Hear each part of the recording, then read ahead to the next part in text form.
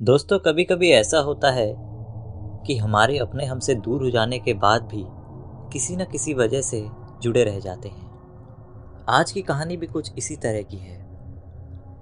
रिया अपने mummy papa के साथ दिल्ली में रहा करती थी। वो हर साल अपने मम्मी पापा के साथ गर्मियों की छुट्टियों में ननिहाल जाती थी। उसका ननिहाल अलीगढ़ ज़िले में था। एक बार की बात है, रिया के स्कूल की छुट्टियां पड़ चुकी थी। रिया और सुमन ननिहाल जाने के लिए तैयार थे, पर विनोद को ऑफिस में कुछ ज़्यादा ही काम था, जिसकी वजह से उसे आते आते शाम हो गई। दिन ढल चुका था। सुमन ने कहा, अब रहने दो, अब जाने का कोई फायदा नहीं है। सुबह होते ही हम अलीगढ़ के लिए निकल जाएंगे। इस पर विनोद ने कहा, हमारे पास खुद की कार है, दिन ढल गया तो क्या हुआ, हमें कौन सी बस पकड़नी है। रिया भी जिद करने लगी, मम्मी अभी चलो, मुझे अभी नानी के घर जाना है। रिया और विनोद के जिद के आगे सुमन जाने के लिए तैयार हो गई, लेकिन अंदर ही अंदर ना जाने क्यों उसका मन घबरा रहा था। अब रात हो चुकी थी। रात की वजह से रोड पर ट्रैफिक कम था। विनोद कार चला रहा था। सुमन और रिया पीछे की सीट पर बैठे थे। जिस गांव में उन्हें जाना था वो गांव अलीगढ़ से करीब 20 किलोमीटर आगे था। वो अलीगढ़ पहुंच चुके थे। आगे का रास्ता कच्चा और सुनसान था। वहां से कोई भी आता जाता हुआ नहीं दिख रहा था। गाड़ी अब कच्चे रास्ते पर चल रही थी।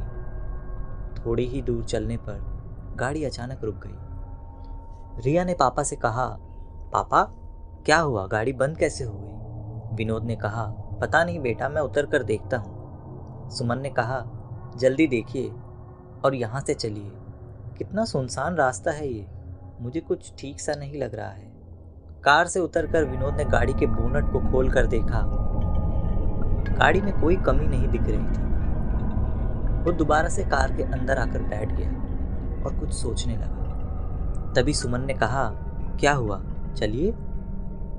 विनोद अभी भी कुछ सोच रहा था। फिर सुमन ने विनोद के कंधे को हाथ से पकड़कर जोर से हिलाया और कहा, क्या हुआ, क्या सोचने लगे, चलिए यहाँ से, मुझे बहुत अजीब सा लग रहा है। एक तो सुनसान रास्ता, ऊपर से रात, जल्दी चलिए यहाँ से। तब विनोद ने कहा, मैं ये सोच रहा हूँ कि गाड़ी में कोई खराबी नहीं थी, फिर भी गाड़ी रुक गई। सुमन कहती है, अब छोड़िए भी, देखिए क्या पता गाड़ी स्टार्ट हो जाए। तब विनोद ने गाड़ी स्टार्ट की और कार दोबारा उस रात के अंधेरे को चीरती हुई आगे बढ़ने लगी। अभी थोड़ी ही दूर कार चली थी कि रिया चिल्लाई। एकदम से विनोद ने कार को रोका और दोनों रिया से कहने लगे, क्या हुआ बेटा, तुम चीखी क्यों। इस पर रिया ने कहा, पापा मुझे ऐसा लगा जैसे हमारी कार के नीचे एक आदमी और औरत आ गए हैं। विनोद ने कहा, नहीं बेटा, ऐसा नहीं है, अगर वो औरत आदमी हमारी कार के नीचे आ जाते तो हमें भी पता चलता ना, और वैसे भी रात बहुत हो गई है, मुझे नहीं लगता ऐसे में इस रास्ते पर हमारे अलावा कोई और होगा। रिया की आंखें डर से फटी हुई थी। वो कह रही थी, नहीं पापा, मेरा यकीन कीजिए, मैंने देखा उन आदमी औरत को। सुमन ने कहा, आप थोड़ा गाड़ी तेज चलाइए। गाड़ी की रफ्तार विनोद ने तेज कर दी। तभी कार के शीशे में विनोद को एक डरावना चेहरा दिखाई दिया। उस डरावने चेहरे को देखते ही विनोद का हाथ स्टीयरिंग से छूटा और गाड़ी का बैलेंस बिगड़ने लगा। अब गाड़ी इधर उधर चलने लगी। जैसे तैसे करके विनोद ने अपने आप को और गाड़ी को संभाला।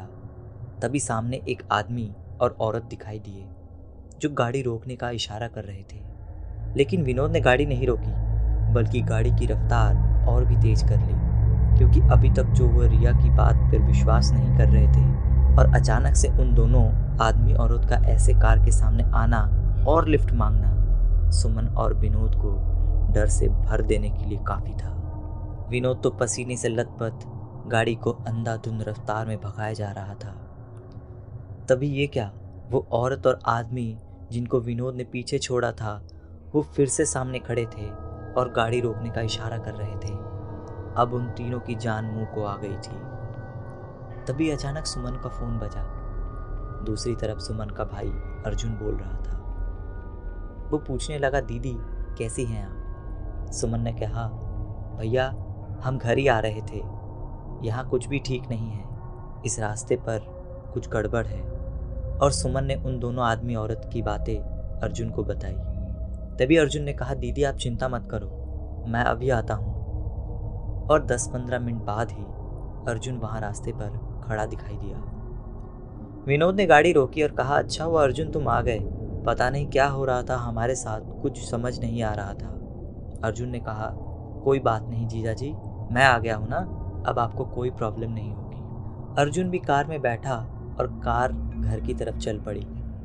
अब तो मानो जैसे सुमन, विनोद और रिया का डर अर्जुन के आ जाने से खत्म हो गया था। अब जब सब लोग घर पहुंच चुके थे, अर्जुन ने कहा, लाइए जीजा जी, कार की चाबी मुझे दीजिए, मैं इसे पार्क करके आता हूँ, आप अंदर जाइए।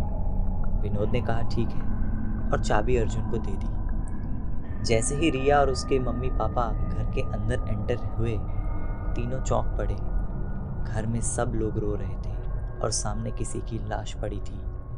ये देखकर सुमन और विनोद दंग रह गए कि क्या हुआ घर में, हमें तो अर्जुन ने कुछ भी नहीं बताया। सुमन की माँ ने रोते हुए सुमन से कहा, बेटा तेरा भाई अर्जुन अब इस दुनिया में नहीं रहा। इतना सुनते ही सुमन और विनोद के पैरों तले से जमीन खिसक गई।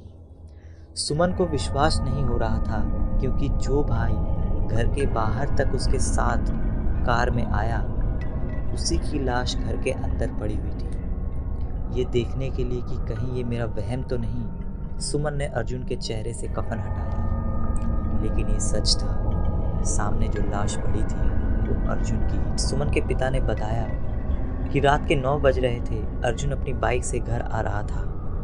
तभी उसकी बाइक का एक ट्रक के साथ जोरदार एक्सीडेंट हुआ, जिससे उसके सिर में चोट लगी और उसकी मौके पर ही मौत हो गई। मगर अर्जुन तो मर चुका था, पर जो बाहर था वो कौन था?